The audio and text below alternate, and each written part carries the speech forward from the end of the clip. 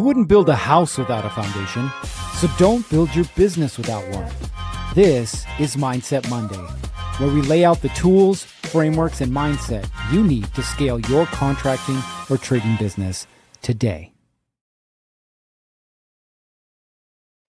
All right, welcome back to a Mindset Monday. Here we are, Monday, March 23rd of 2026. Isn't it crazy how fast this year is already going? Listen, I don't know what's going on in the world. There's a whole lot going on, but this I will tell you. The trees, the fruit trees are blooming now about a month early, which I don't know. I'm not really opposed to because I love fruit. So we'll see what happens there. But welcome back to Mindset Monday. My name is Gerritt Bake. I am your host. I am the founder of Build Pro. We help contractors build systems to help scale their business. We may or may not be working on some cool stuff behind the scenes, but I'll let you know later. We are here in conjunction with our good friends over at Contractor Plus, Justin Smith and the boys. If you're not using Contractor Plus as your CRM, you might want to give it a look, as they say. If you guys are here with us live, go ahead and drop your name and your business name, and we'll give you the good old Monday shout out. Well, I'm waiting for you guys to drop some names for me. I want to share a little funny story. So this last week, we've been having issues here at our office, and the issues are related to HVAC. Now, unfortunately, I can't use any of the guys that I know because the building owner is the one that has to take care of it. And ultimately they're the ones that have to figure out, what to do and what they're going to pay for it. Well, with my limited knowledge of HVAC, they have to replace the chillers. They're on the roof. They cool the whole building. They're not working anymore. And this building's probably 30 plus years old. They got to replace them. And we knew last summer and they didn't replace them. I got a little portable unit, like one of those ones you buy at Home Depot with the exhaust that runs into the ceiling. Yeah, that's what I had. And it was horrible, right? So winter came, things cooled off, obviously, because it's winter. But now I've been having this like hot, cold, hot, cold, hot, cold. Last week I had 2 days that were above 78 degrees. One got to 80 in my office. Now outside, when you're at the beach, 80 is great. You're walking around, 80 is not so bad. In an office, static air, no movement, 80, no fun, right? Literally sweating my butt cheeks in my seat. So we've been dealing with this back and forth. And finally, I'm like, you know what? Until I make this a priority, it's just not going to be. But which, by the way, they hired a handyman HVAC guy, which I didn't know that was a thing, but apparently it is. So this guy's been coming in and out for the last 4 months, almost every day. I'm rewiring this, I'm rerouting that, I'm putting this over here, I'm doing this. A couple of weeks ago, it smelled like something was burning in here, and I went out into the hallway and eventually found him. And he's like, "Oh yeah, I was welding some stuff on the roof." This is a 3-story building, by the way. I'm like, "Yeah, thanks for the heads up. I got people in my office wondering if the building's going to burn down," right? So here we are going back and forth with all this stuff. And finally, I was like, you know what? If nothing happens, then I got to do something about this.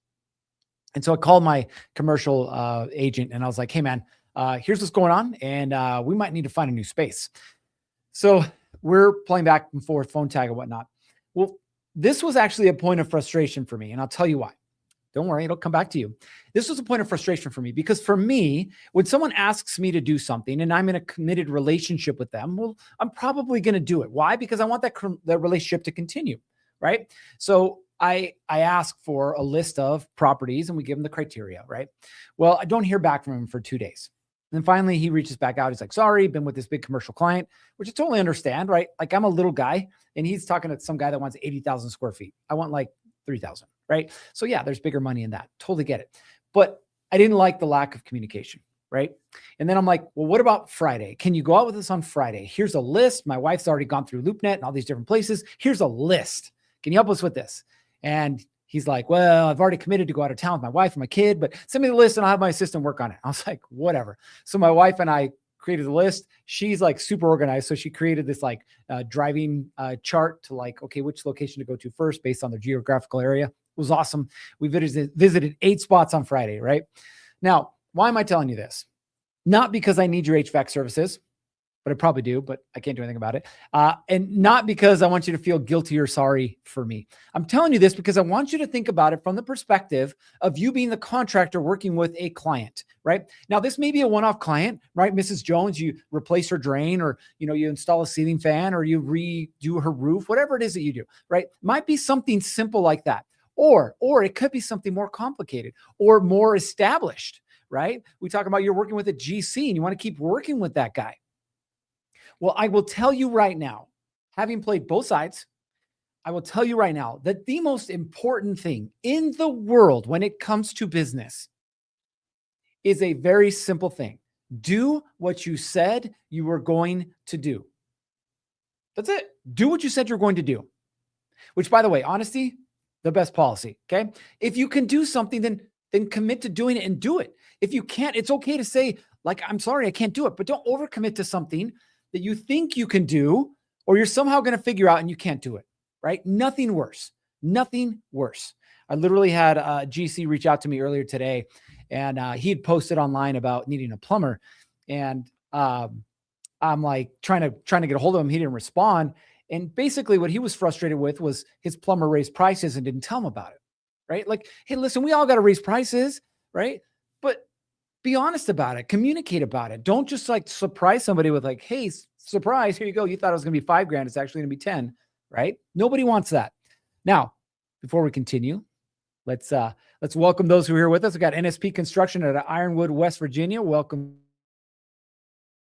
Modern Electrical Services LLC. Happy Monday. Happy Monday to you. Michael with Evergreen GC out of Olympia, Washington. Welcome. Julie with Burton's The Plumbers in Pink. Hello, Julie. And Jesse here with Jesse James Outlaw Electric out of Grantsville, Utah. Again, if you're here with us live, go and drop your name and your business name, and we'll give you a good old shout out. Now, today's topic doesn't actually have to do with what I just mentioned to you, but it is super important, okay? Today's topic is related in a way, okay? And here's why. I will tell you that the biggest issue that I see with contractors is not whether or not they have an opportunity to work. It's not. It's the fact that they don't treat their business like it is. It's a business. It's a living, breathing thing, right? I love my daughter to death. She's 22, by the way, and married. I love my daughter to death. She loves to collect plants, right? The little house plants. The problem is that within 2 to 3 weeks, okay, maybe a month if we're nice, within 2 to 3 weeks, those house plants die. They die. Why do they die? Well, some of them because they don't have sunlight. Some of them because they don't have water, right? Some of them because they need, I don't know, pruning, whatever the thing is. They die, right? And I love my daughter to death, but because of her neglect to a living thing, it dies, right? There's no chance of it surviving. I love you, my daughter. Your business is alive. And if you treat it like it's some inanimate object like a phone, well, cool. I can leave the phone there and come back in 8 hours. The phone will still be there. I can come back in 2 weeks and the phone will still be here. Why? Because it's a phone, right? In order for it to do something, I have to tell it to do something. Your business is not like that. When you sit at home and you wait for this thing to ring, you will be waiting for a while because it's not meant to ring, okay? There's some activity that has to happen, usually on your side, that is going to cause that phone to ring, right? Now, I want to get a little more granular. We got, let's see, Handy Hands here, Home Improvement, Bloomfield, New Jersey. Welcome to the show. I want to get a little more granular, and I want to talk specifically about follow-up. I had a mentor, his name's Eddie Wilson, and he sold 79 companies in 1 year. Don't ask, just call him a serial entrepreneur, right? A lot of them are in the construction industry. And he said, the one principle that I teach all of the CEOs that ran all of my business was this. He said, the fortune is in the follow-up. The fortune is in the follow-up, right? Did you know, here's a crazy stat, right? I love stats. I love data, right? Did you know that on average, 80% of sales require 5+ follow-ups to close? 5+ follow-ups. Think about that for a minute, right? Somebody may send you a text message or call you, or they may fill out a form online, or they may meet you at a trade show, whatever the thing is, right? They know who you are. You know who they are. They have something that you can help them solve, a problem that you can help them solve, right? That's the point that you're at. Maybe you've actually given them an estimate, verbal, hopefully not, written in a contract, you emailed it to them, you showed it to them on an iPad, whatever it was, right? 80% require 5+ follow-ups, not just 5+ follow-ups. But on average, a business owner only follows up once, one time, Can you see my finger there? Ooh, here you go. One time. And so you think that by following up once, I did my job. I don't need to do anything else.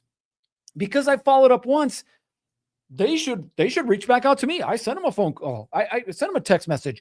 I sent an email. Like, they should follow up with me. They won't. And you're going to lose the deal. You're going to lose the deal because people are people.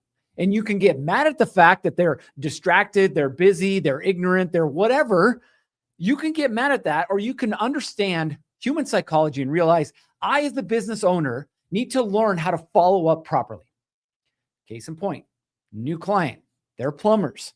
Okay. They do over 2 million a year. I think they did 2.4, 2.5 last year, right? That's not bad. But right now they're slow. They're spending thousands of dollars a month on advertising, and they are slow. And they were in here super frustrated, right? I'm talking about, creating systems and processes and all these different things. And I could see in their eyes, like they're distracted, like something's not right. So I asked them, I'm like, hey, what's going on? They're like, we need more leads. I was like, great, let's solve that problem. What was the first question I asked them? I said, how big is your list? And they said, what list? And I said, the list of clients that you've worked with over the last, let's call it 5 years. And they talked a little bit back and forth. And they said, we think it's about 6,000 service plumbers, 6,000. And I looked at them and I said, okay, you're telling me you have a lead problem right now. Yes. You're telling me that nobody's calling you. Yes. Let me ask you a question. What have you done for the 6,000 people on your list? What do you think the answer was? Nothing. Absolutely nothing. Think about that. 6,000 people who have already purchased from you. They already know you. They like you. They trust you. That you have not followed up with. 6,000. Now, they run a particular business model where their techs are also salespeople, which is great. A lot of you guys do. That's awesome. It could be you, could be your techs. Doesn't matter. Here's the important thing, okay? What are you going to do? Right now, I know a lot of you guys are like, we don't have enough leads. Totally get it. What are you going to do, okay? Now, what did I tell them to do? It was super simple. I said, take that list, okay? Segment it by the people who spent the most money, and then divide that by 4. Why by 4? Because there's 4 people who are going to call and start offering free inspections, 35% discount on services, whatever the thing is that they decide. We gave them 4 or 5 different options, but get on the phone and have a conversation. Think about this, okay? If they call 100 people in a week, which is low, by the way, 100 people in a week, and they get 10 people to answer, that's 10 jobs. Their average job amount is $1,500. That's an extra $15,000 that week because they made 100 phone calls. How many of you would make 100 phone calls for an extra $15,000? Right? So the fortune is in the follow-up. Give you another example from my perspective, right? So for those that for those of you that don't know, we have a commercial construction company, right? We do framing, paint, drywall. Those are the 3. That's what we do. We recently landed our first deal with a large commercial company. They do about $750 million a year, right? It took 6 months of me having conversations, inviting to lunch, walking jobs that I didn't even have any business walking, all of these different things to land the first job, which was a $15,000 paint job. Super excited, right? Then they sent the requirements. Now, I'm not going to get super deep into it, but this is what I want you to know. In the commercial space, when you're playing with the big dogs, the requirements go through the roof. Insurance requirements. In fact, today they asked me for a pollution waiver. I'm like, a what? Anyway, different conversation, right? But all of this has led to not just that one job, but now they've given us, in the space of 10 days, 6 additional jobs to bid. So when I tell you the fortune is in the follow-up, I'm speaking from experience. I'm telling you what we're doing that works. I'm telling you what we're telling our clients to do that works. And if you don't want to do follow-up, hey, great. You'll always be, I'm not going to bag on the handy guy, but handy manny, right? Which basically means it's you, it's your truck. And when the phone rings, you go out. And when it doesn't, you don't. Okay. You have a choice. You have a choice on how you want to run your business. So here's a couple of things that I want you guys to understand. Okay. Now, number one, most important. Okay. Remember, this is your business. Nobody's going to care about it as much as you do. So here's the most important thing. Speed wins. Speed wins, right? We watch sports all the time. Speed wins, right? But speed wins in business too. Are you the first one to follow up? Are you the first one to respond? Are you the first one to say, yes, we can help you, right? I will tell you statistic, right? According to AGC, Associated General Contractors, they said responding within the first hour makes you 7 times more likely to close. I will increase that by say responding within the first few minutes. Somebody calls you, answer the phone. If you can't, for some reason, call back. And if they don't answer, call back again and call back again, right? You need to get them on the phone. They called you for a reason. And it wasn't so they could sell you some new rims for your truck. Hopefully not, right? So speed is of the essence, okay? Number 2, I talked about follow-up, but follow-up in your mind right now, I know exactly what you're doing. You're like, oh, who do I need to follow up with? He said a list of 6,000. Well, I only have 32 clients. Well, who are my 32 clients? Well, which ones are the ones that pay the most? And your mind is just going a million miles an hour in 16 different directions. So slow down, cowboy. Let's do this, okay? Create a follow-up schedule. Depending on the number of either outstanding bids you have out there or people to follow up with that were past clients or bids that you need to submit or have submitted, all these things, right? Break it down and say, okay, what am I going to follow up on and how am I going to follow up on, right? You have to create a process around it. Otherwise, it just becomes organized chaos, okay? It might be, hey, the first one is the next day. What you say is a recap. You send them an email, say, hey, John, who's the estimator with, ABC Construction. John, we sent you the paint bid yesterday, just following up to make sure you got it. See if you had any questions, right? Then day 3, if you haven't heard back, day 3, you're calling them and you're like, hey, John, did you have any issues with the bids? You need us to talk about numbers a little bit. Like, where are we at? What do we need to do? Right.